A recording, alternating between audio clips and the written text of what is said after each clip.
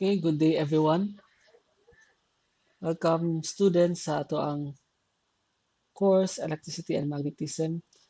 And for those of you nga nag-avail sa online nga platform, yes, we can discuss all of these things in this video. And however, for those people po nga nag-opt sa modular nga platform, they can still watch this one provided nga maka-access sila sa hopefully maka-access po sila sa internet. But if not, then the modular uh, the module that I provided for them is actually enough, and it is a standalone mode wherein they will still be able to learn and get something information that needs to be learned from this course or all the competencies.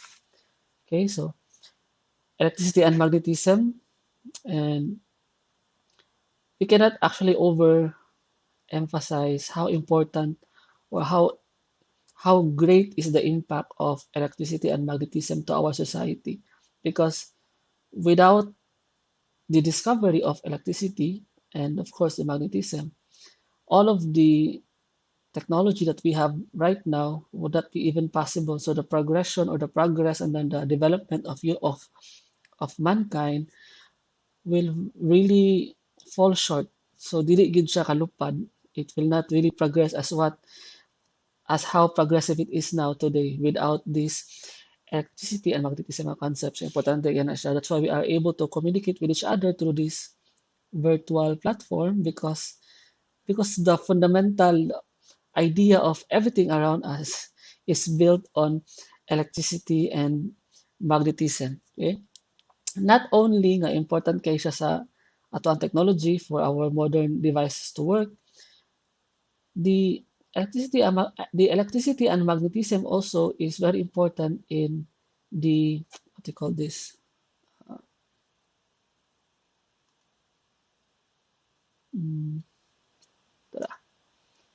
okay. It's very important also in the development of life, because right at the beginning sa formation sa universe, there is what we call the interatomic and intermolecular forces that needs to be designed or emphasized nga dapat this should be the intermolecular forces, or this much po dapat ang interatomic strength between the atoms, the strength of the electron between the proton in the nucleus should be that much. Okay? Para maka-form ka og atom, and then later on maka-form ka og molecules. And if you have molecules, then you can form almost all solids and then liquids. And then once you have liquid, you can form water. And then once you have water, then that's really the foundation nga nung naatay life karon. So because of that interatomic and intermolecular forces between these atoms and molecules, and that is really governed by electricity. Okay, and later on also for magnetism.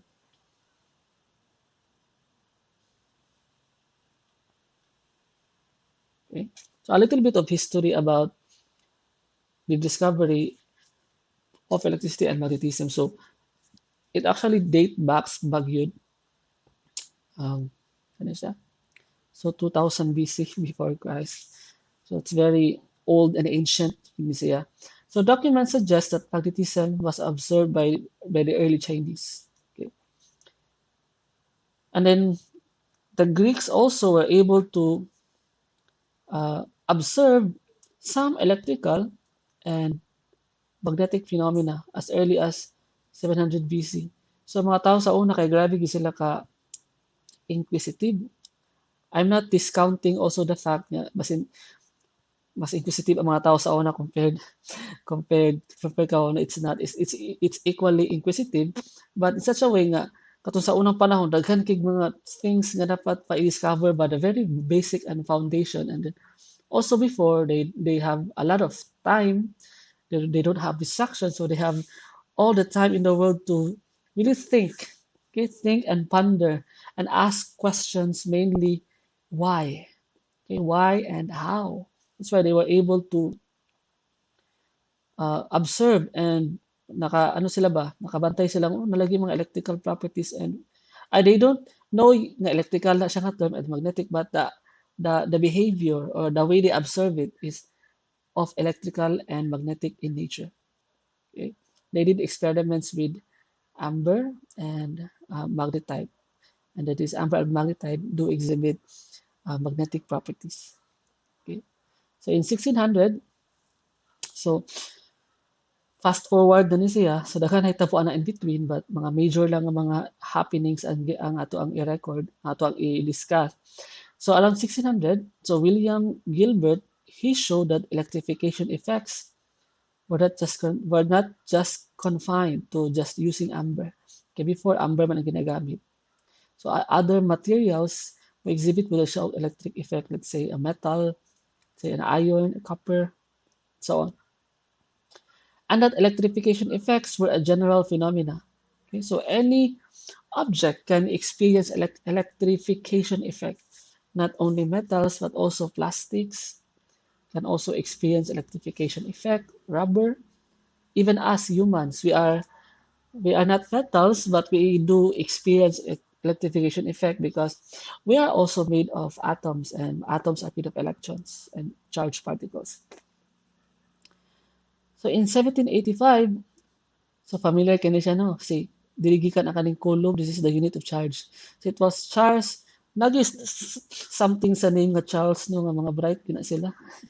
Charles Darwin, Charles Coulomb, Charlie Chapman, somewhat related.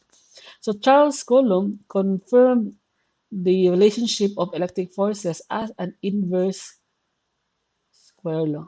So inverse square law siya. The farther the distance between these two interacting objects, the farther it is from each other, the lesser is the attraction or repulsion maybe. But the closer they are together, so mas grabe ang ilahang feelings ang ilahang interaction. Mas dool, mas grabe, mas kung long distance gani, it doesn't work. Okay.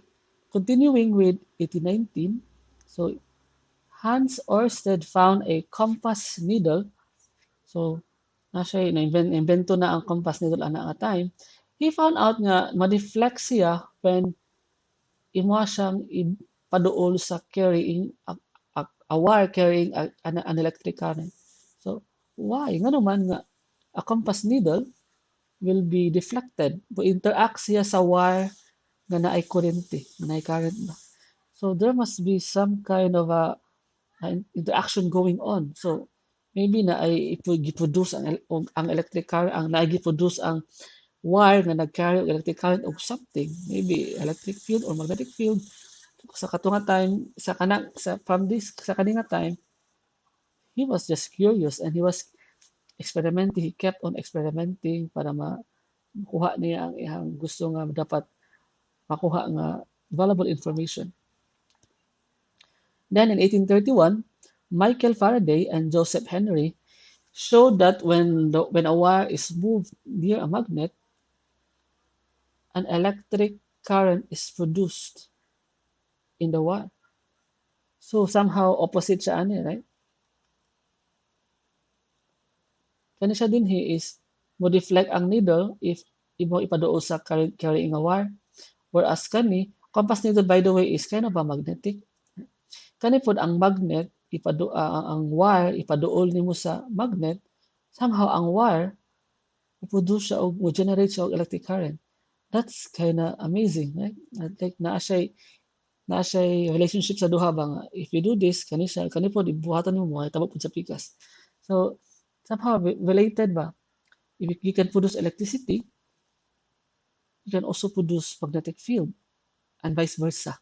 So there is a relationship between the two. So kana silang duha. They're kind of two sides of the same coin. Okay, inseparable. And then later on in 1873, James Clerk Maxwell used all those observations from the past ni Michael Faraday, Hans Ørsted, Charles Coulomb.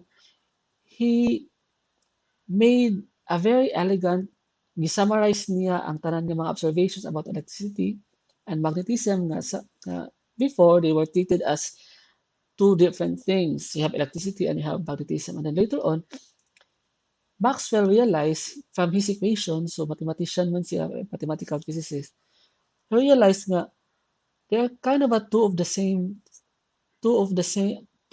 things but of the same kind.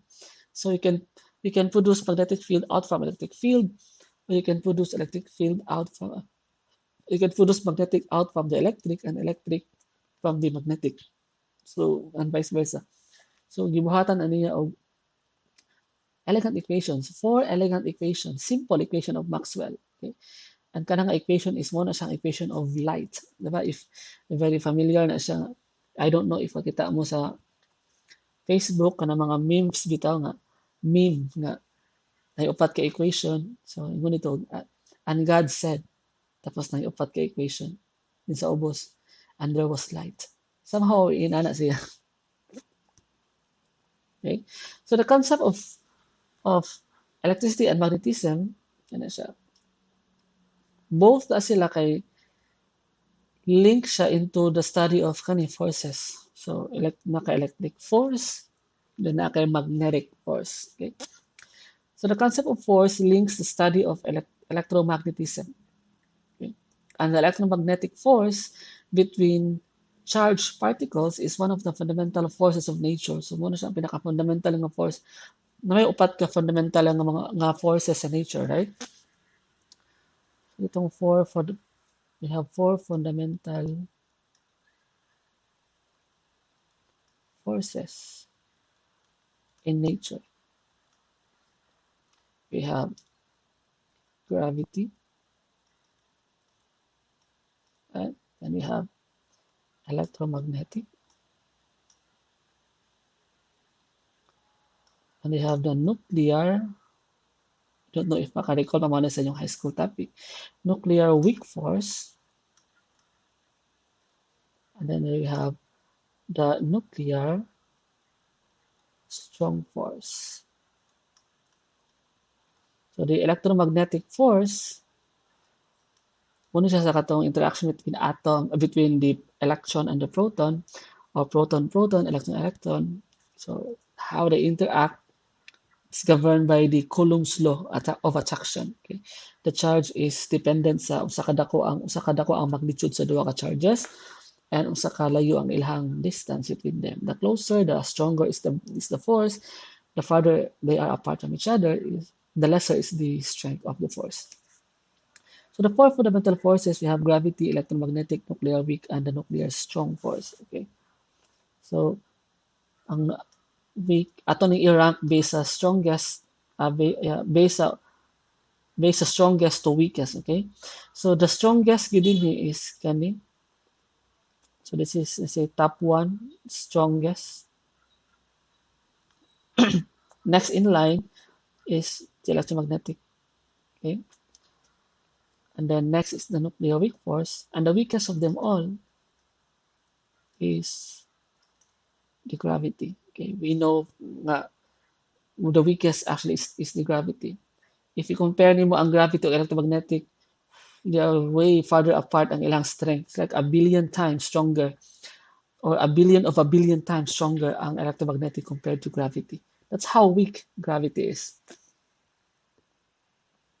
Okay, so in electromagnetic, there are two kinds of electric charges. You have the positive and the negative.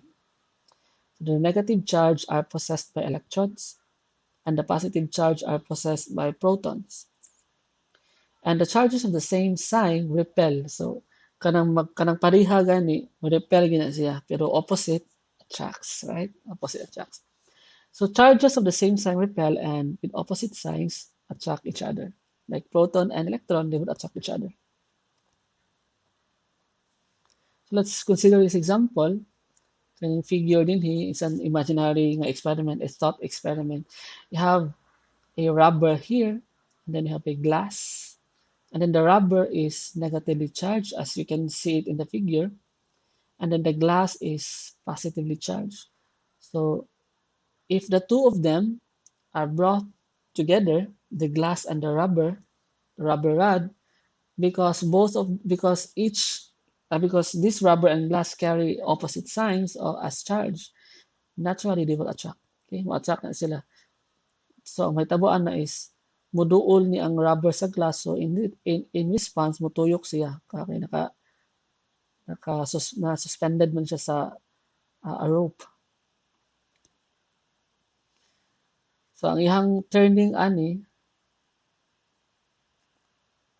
ang turning niya is, of course, kaning nga reaction is counterclockwise. But if puro siya negative, so ang force niya is push niya, right? Push. So ang orientation sa turning sa rubber is clockwise na this time around. Okay. They will repel each other. Okay, electric charge is always conserved in isolating system. So when you say conserve, walay mawala, wala po'y madugang. Okay? That's the conservation of energy, di ba? Okay? Mura na siya og what to call this? It's kind of similar siya sa conservation of matter if you have a glass of, let's say, a glass of water nga, a glass of water, you have a glass of water, and then you put some ice, then after some time, you leave it sa open air, and then when you go back sa katong glass of water nimo with ice, initially, now it has no ice, wala na siya ice. So, nawala ang ice. So, wala siya na-conserve. Actually, conserve gihapon because nawala ang ice but nahimo man siyang water, right? So, nadugang siya dito sa system. So, it's just like that. The electric charge in the system is conserved. So, for example, this one charge is not created in the process of rubbing two objects together. Okay, if i-rub nimo ang duha ka object, ang essay kanisya is mag-lose siya electron because imo siyang gi-rub. So, some of the electrons kay ma-peel up sa iyang surface, some of the electrons will be transferred to the other object. So, kani siya ma-deficit na siya og electron. This has gained electrons. So, this is positive now, this is negative. Okay? But the overall system, although nag-lose na siya electron, kanina gain og electron, but the total electrons, the same gihapon. Right? Na-transfer lang siya. So take a look at this. If you have a glass of rod that is rubbed with a silk, so or cloth nimo, ang silk lang is medyo rough man na siya, diba? Imo siyang i-rub diha. So it would literally snatch off some of the electrons sa imong rod. Okay. So electrons are transferred from the glass to the silk. So in this case, the silk has gained electrons. So mas na yung electrons. But for the rod, since nag-lose man siya electrons, it becomes positive siya, more positive. So each electron adds a negative charge to the silk. Okay? An equal positive charge is left on the rod. Okay? Kaya nag-leave man siya og vacancy. Right? Okay? Pag ang isa ka electron mo, transfer siya sa silk, naman siya space or location or point or site na gibilinan, it becomes a hole or it becomes a positive. Ang kato electron na transfer sa silk. So the charge of electron is actually quantized. They discovered na quantized na siya. Ang iyang charge niya is kani ang value. Always na siya multiple of that value. Wadi ka kakita og charge. You can never measure a charge nga 1.68 or 1.7 or 1.9. Okay, wala. It's always 1.6 isa ka buok or times 2, 1.6 times 3 and so on. So always multiple. Okay, that's why na ako multiple. So that is somehow strange or weird. Okay.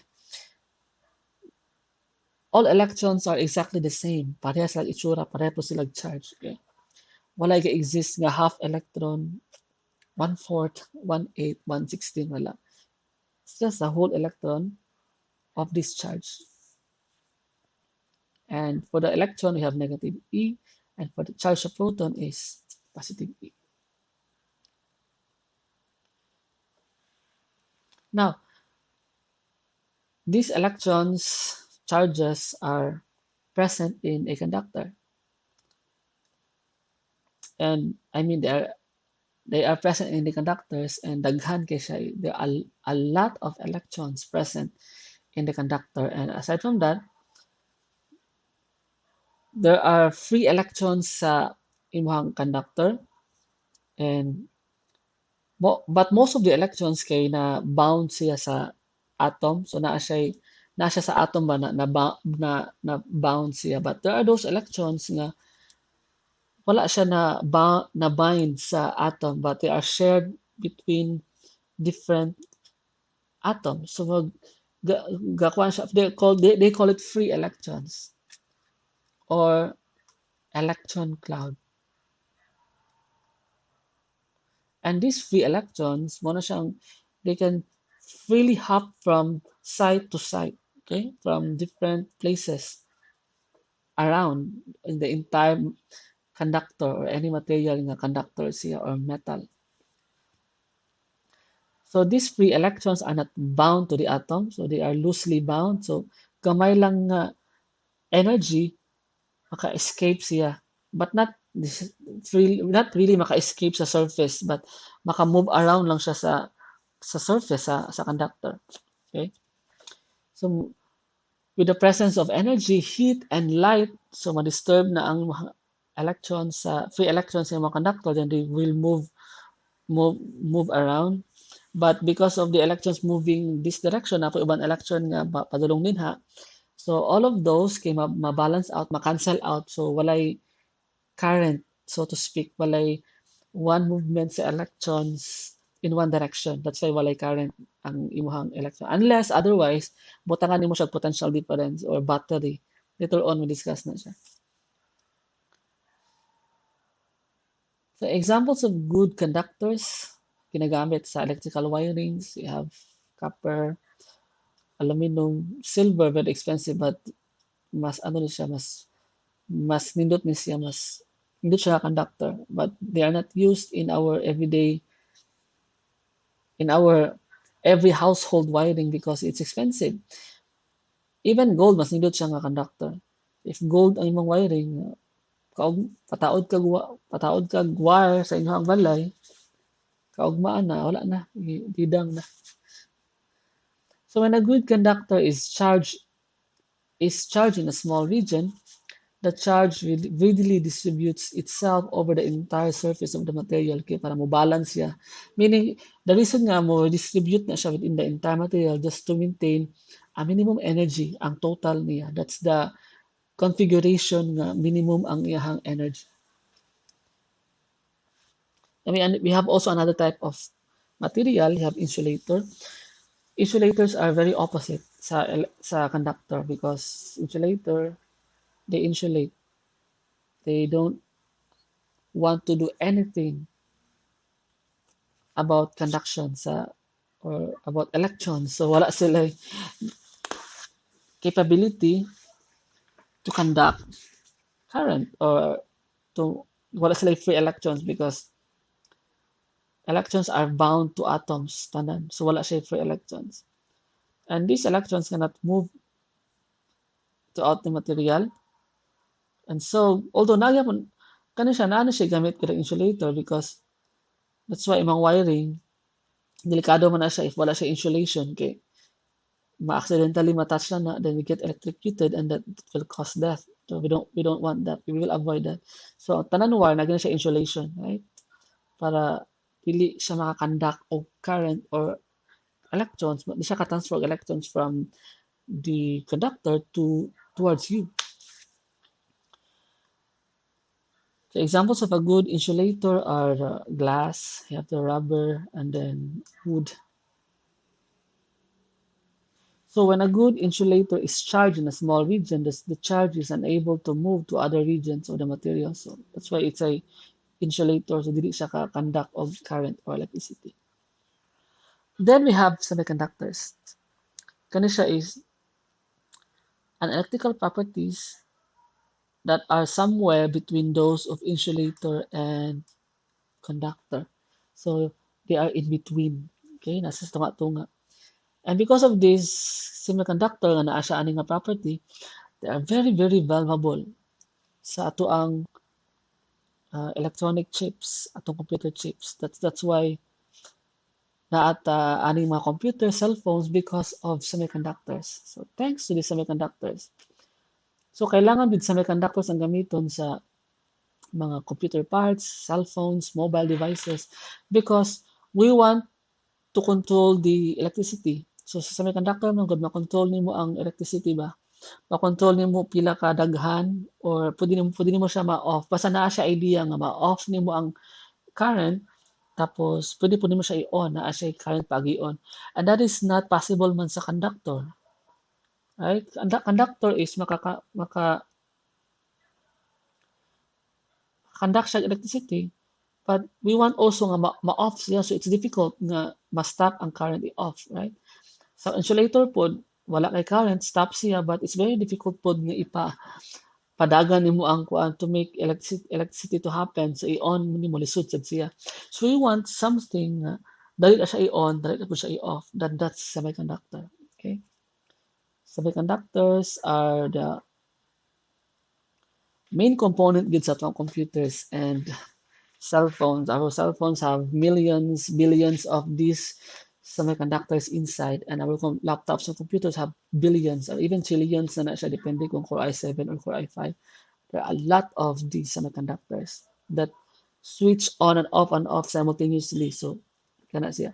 And example of a semiconductor that is of good use sa industry, we have the silicon and the germanium. Silicon is widely used because it is cheap and it is abundant. So, na siya sa mga sand, right? Ano yung silicon.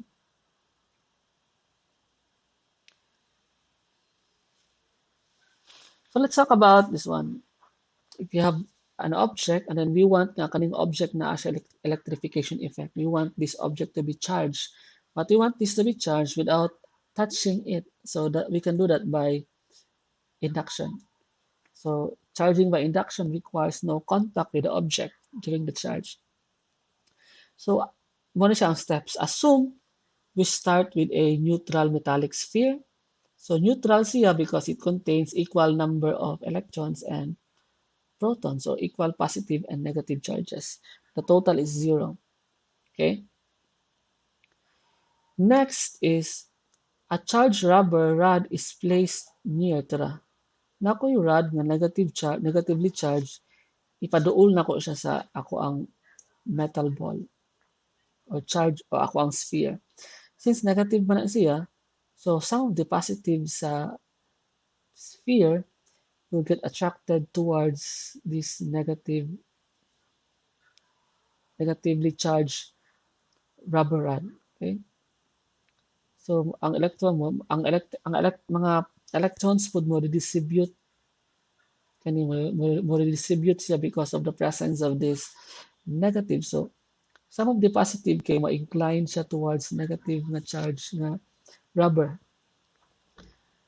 Okay? And then we let this sphere to be grounded. So naa siya connected siya sa ground.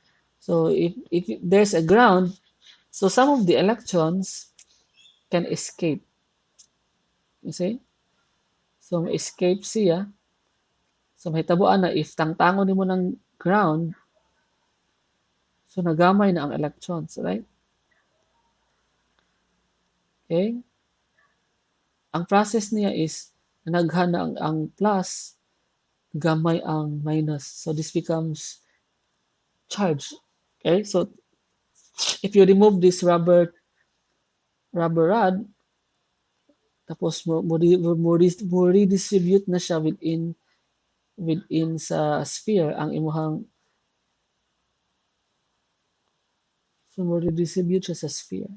So in the end na imuhang sphere na charged na siya, so it becomes positively charged by virtue of induction. So a similar process can take place not only sa mga metals but also for insulators. Okay? So imagine you have a balloon. Kaya siya, balloon is, so if na ako'y balloon, tapos ako siyang gi-charge somewhere, ako siyang gi-rub sa silk,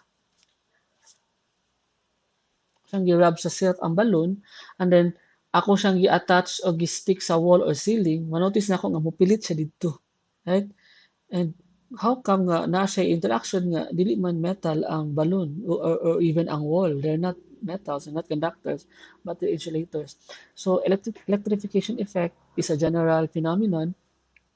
Pwede po siya ma-observe sa mga insulators such as balloons and walls. Now, ang nahitabo is kung katong nag-grab ka sa silk katong balloon, the balloon becomes charged because some of the electrons sa balloon na transfer siya sa silk, and so leaving your balloon positively charged, and then when you stick your balloon to the wall, so it becomes attracted there because the wall has positive and negative. So since positive man ang charged balloon, so the negative side sa wall attract siya sa imuhang balloon. So it feels an overall net attraction. Okay? So that's why mupilit siya sa imuhang wall. Another example po is kanang the very classic example, we have a comb, sudlay, pwede mo siyang i-rub sa imuhang hair. Okay? So may tabuan na is your comb becomes positively charged, and then if you hover it towards a small pieces of paper, right? And then imo siya i-hover, may tabo is you try to do that at home po. Ma-attract siya sa comb ang katong paper, right? Because of this same idea, kani. The charges balloon, the comb o ang sudlay is charged.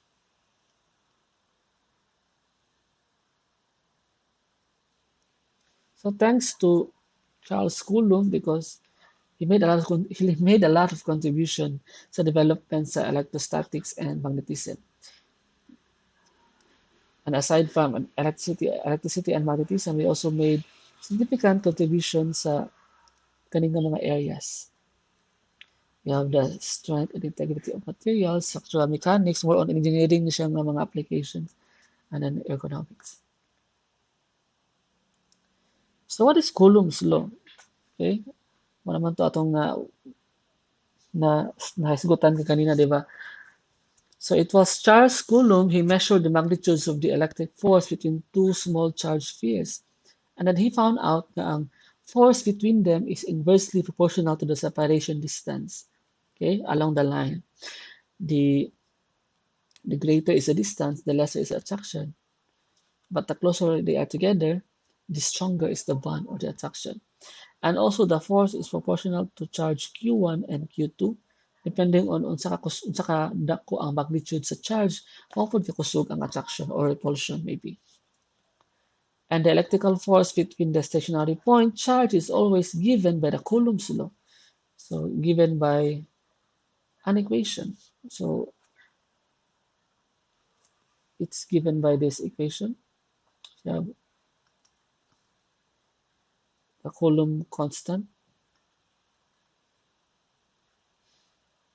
And this is the separation distance. So squares here, inverse square law. So most of our discussion here in our course will be referring to a point charge. Okay, the term point charge, just a single charge. Okay, refers to a particle of zero size. So it's a point. So we don't care sa iyang shape, sphere ba na siya, triangle or box. It's just a point but that carries a charge. So it carries an electric charge. And the electrical behavior of electrons and protons is well described by modeling them as point charge. Mo man ang physics. We want to simplify things. Like complicated kay nga itsura, we will simplify that to just a point charge. Okay? If you have a car, nag-move siya, physics will always say nga, okay, let's assume nga point na siya. Okay, simplify. So what? Anong point? It doesn't make sense. But that's actually valid para ma-simplify ang computation. Na gani joke, gani nga. Say difference sa biologist, chemist, and physicist. Na problem nga ang ilang chicken kay na problem ba side trip na sa ta. Nay nay farmer tapos na siya problem. Ang problem niya is yung mga chicken kay nga nangamatay or some unsay cause wa siya kahibaw. Tapos he approach biologist. So biologist of course ang iyang idea biology man siya so unsa may kuan di ay kanang environment ang something ana about biological nga mga factors tapos ang katong farmer nagkuha po siya chem so ang chem food is siya mga chemicals kaya ang ginakaon sa yung mga chicken yung gihatag let me study that one and do some testing ana ang farmer nag-hire pa siya of physicist so ang physicist ingon siya nga okay chickens okay let's assume nga ang chicken kay para ma-solve na to siya let's assume ang chicken kay sphere. Okay, so that's how physicists do is to simplify things. Yeah. So going back, it's like this. It's like let's assume that it's a point charge. So continuing with the Coulomb's law, the Coulomb's law, the force is attractive if the charges are of opposite sign, and ang strength niya is given by this equation.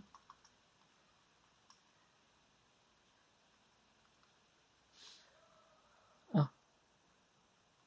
Some would say that ang K is actually 1 over 4 pi epsilon naught. Pi epsilon naught is permittivity of space. Constant na siya value. Okay. So, ito na. And the standard unit, SI unit sa imuhang charge is coulomb. And KE is a Coulomb constant. KE is given by this. Or katong 1 over 4 pi epsilon naught. Where epsilon naught is given by this value. It's just a constant, a permittivity of free space. So remember that the charges need to be in coulombs, okay, except sa quark. So di na ta mo kaya ang quarks naman na siya charge na 1/2, 1/3, so we don't deal with that. Just focus on electrons. So ang charge niya is 1.6 times 10 to the negative 19 coulomb. That would mean 1 coulomb. So actually ang coulomb dako kay na siya nga actually ang ginagamit nato is in terms of coulomb but actually ang coulomb dako kay na siya nga quantity because 1 coulomb para mahimo siyang 1 coulomb ang charge you actually you will be needing this much 6.24 times 10 to the power of 18 ka electrons or protons just to produce 1 coulomb. Anyway, gagmay man po kayo na sila, di ba? And there are a lot of them in a certain material or method. So typically, charges can be in the kana microcoulomb range. So times 10 to the negative 6. And also remember nga ang force is a vector quantity.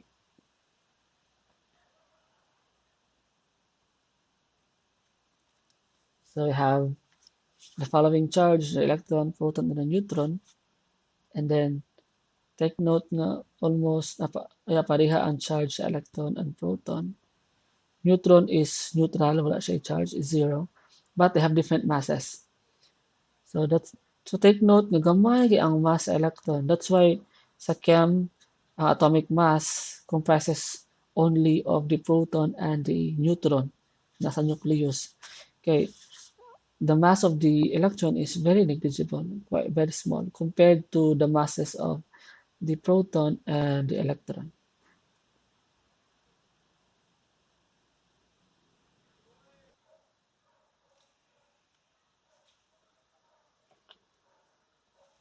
Okay, ang nature sa electric force is a vector.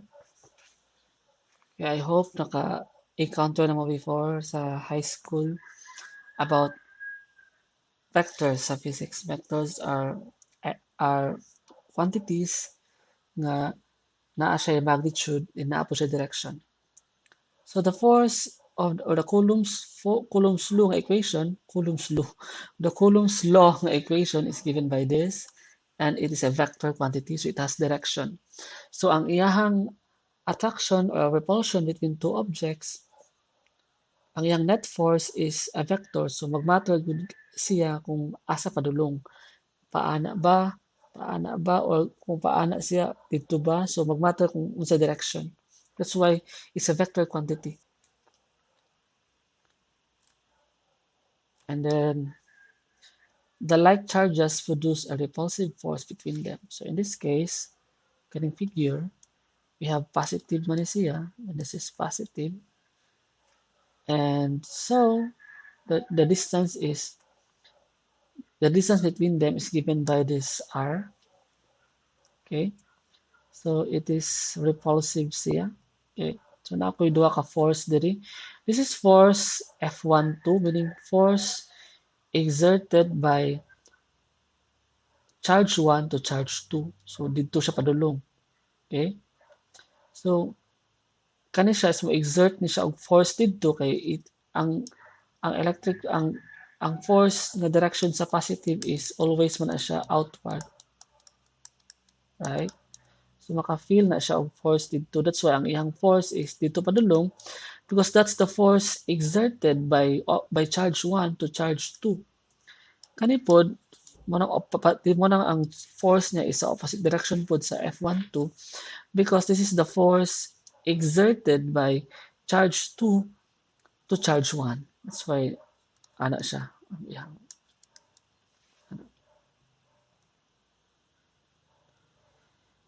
So electrical forces obey Newton's third law. Okay, let's say pareha ani. Equal ang iyang magnitude but opposite in direction. So take note nga ang F21 is positive. This case, I say positive siya. Or could be negative na siya. Basta kay opposite ang iyang direction, but the same magnitude. So with like signs of the charges, the product Q1, Q2 is positive and the force is repulsive. So this is for katong opposite uncharged. So attractive siya because kani, this is F21. This is the force exerted by charge 2 on charge 1. Okay, ang positive is paana man, di ba? Pagawas. However, ang negative, i-try niya og suck in. Pasulod ang iyang force. So, kani siya, yan ang bitaron dito. That's why dito na siya padulong, right? Because that's why we have the force due to charge 2 on Q1. And this one, the force acted upon by charge 1 to Q2. So force due to Q1 to Q2. So the sign of the product of Q1, Q2 gives the relative direction of the force between Q1 and Q2. And then the absolute direction is determined by the actual location of the charges.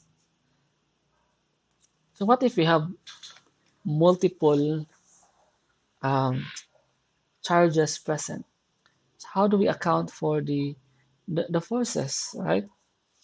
So the resultant force on any one charge equals the vector sum of the forces exerted by the individual charge that are present. Okay, so medyo taas naman ang time, no? So I'll just cut this here.